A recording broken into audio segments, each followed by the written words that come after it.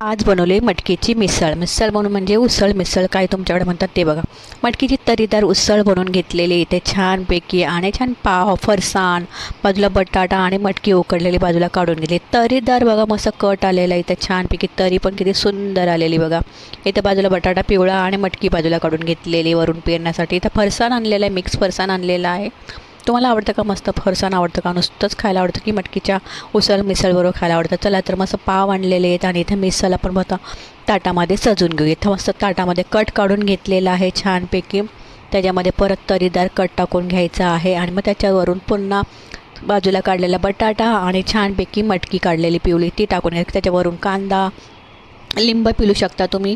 आणि इथं मस्त कट केलं आहे बघा, मस्त तरी आलेली कट टाकून घ्यायचा. इथं फरसाण मिक्स करून घ्यायचं आहे आणि छानपैकी एकत्र करून छान असं खायला एक नंबर लागतो. एक नंबर अशी मस्त मिसळ तयार झालेली. पाव घेतलेले आहेत बाजूला छान सजून दाखवलेलं ताट. कशी वाटली मिसळ कमेंट करा. आवडल्यास लाईक शेअर सबस्क्राईब करा. मग या खायला मिसळ. चला तर तुम्ही काय केल्यास कमेंट करून सांगा आणि कमेंट करत जा. लाईक शेअर सबस्क्राईब करायला विसरायचं नाही आवडत असेल तर.